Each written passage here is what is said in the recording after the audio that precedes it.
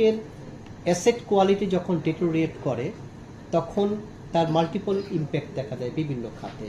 একদিকে তার ইনকাম কমে যায়, অ্যাসেট নন পারফর্মিং অ্যাসেট বেড়ে গেলে রিকভারি কম হওয়ার কারণে ব্যাংক তারল্য সংকটে পড়ে। অধিক পরিমাণ ঋণ যদি শ্রেণীকৃত হয় তার ক্ষেত্রে প্রভিশনের প্রয়োজনীয়তা বেশি দেখা দেয়, এবং কম ইনকাম দিয়ে অধিক প্রভিশন সংরক্ষণ করা বাস্তবসম্মত হয় না। ব্যাংকগুলি প্রভিশন ঘাটতিতে পড়ে এবং প্রভিশন ঘাটতির আলটিমেট কনসিকুয়েন্স হচ্ছে ক্যাপিটাল ঘাটতি হওয়া। অর্থাৎ মূলধন যদি ঘাটতিতে পড়ে যায় তখন কোনো ব্যাংকই আর শক্ত ভিতের উপর দাঁড়িয়ে থেকে তার কর্মকাণ্ড পরিচালনা করতে পারে না।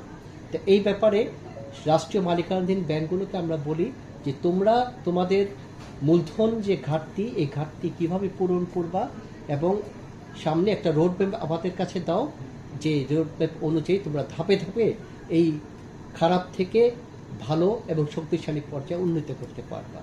তো ব্যাংকগুলো তাদের রোডম্যাপ আমাদের কাছে জানিয়েছে। কিছু কিছু আমরা এগুলো অ্যানালাইসিস করে দেখেছি যে বেশ কয়েকটি ব্যাংকেরই বাস্তব ভিত্তির উপর দাঁড়িয়ে থেকে তারা পরিকল্পনাগুলি প্রণয়ন করেনি। তারা যেগুলো আশাবাদ ব্যক্ত করেছে, যেসব টার্গেট তারা এত তারিখের মধ্যে বা এত সময়ের মধ্যে এই পরিমাণ টার্গেট অ্যাচিভ করবো, আমরা যে কথাগুলো বলেছে তা বাস্তবতা বিবর্জিত বলে আমাদের কাছে মনে হচ্ছে। এই কারণে আমরা বলেছি যে না, তোমরা আরেকটু রিভিউ করে আরো বেশি রিয়েলিস্টিক অ্যাপ্রোচ আমাদের কাছে করো। কারণ যে প্রপোজালটা বাস্তব ভিত্তির উপর দাঁড়িয়ে থাকবে না, সেই প্রপোজাল অ্যাকসেপ্ট করে কোনো কর্ম পরিকল্পনা আসলে প্রণয়ন করাটা এটা মোটেও বুদ্ধিমানের কাজ হবে না। এগুলো যারা দু একটি ব্যাংকের যাতে অ্যাকসেপ্ট হয়েছে